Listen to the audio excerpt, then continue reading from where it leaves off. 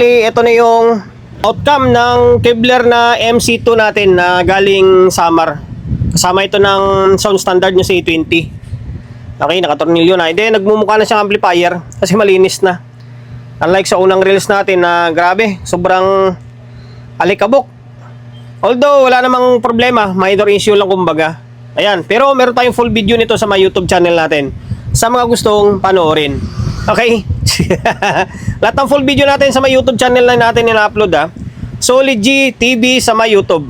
Kung ano yung Facebook page natin, yun din yung pangalan ng YouTube channel natin. And then, huwag nyo na kalimutan yung subscribe Sa kayo na ito, okay na. Napakasulit tumunog itong Kevlar na MC2 na to. Makaka-copyright pa ako. O ayan, okay na to.